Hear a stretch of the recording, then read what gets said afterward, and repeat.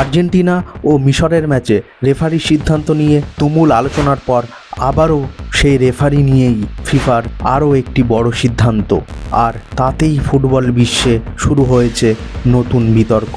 আজ রাতে কোয়ার্টার ফাইনালে মুখোমুখি হবে ফ্রান্স আর মরক্কো, কিন্তু এত বড় ম্যাচে পুরো রেফারিং টিমই আর্জেন্টিনার।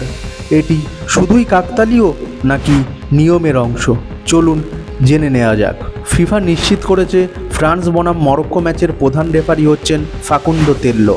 শুধু তাই নয়, সহকারী রেফারি, চতুর্থ কর্মকর্তা এবং রিজার্ভ অ্যাসিস্ট্যান্ট সবাই আর্জেন্টিনার। এই ঘোষণার পর থেকেই সামাজিক মাধ্যমে শুরু হয়েছে তুমুল বিতর্ক। এদিকে ম্যাচের আগে মুখ খুলেছেন ফ্রান্সের কোচ দিদিয়ের দেশম্প।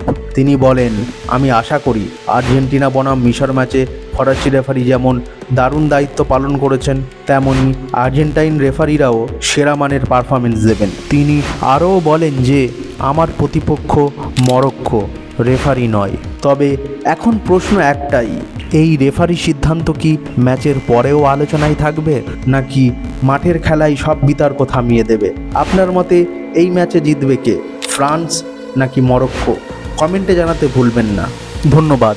চ্যানেলে যদি নতুন হয়ে থাকেন তাহলে অবশ্যই সাবস্ক্রাইব করুন। আর হ্যাঁ, আপনার স্ক্রিনের সামনে যে ভিডিওটি ভেসে উঠছে সেখানে ক্লিক করুন। আপনার সঙ্গে ওখানেই দেখা হবে।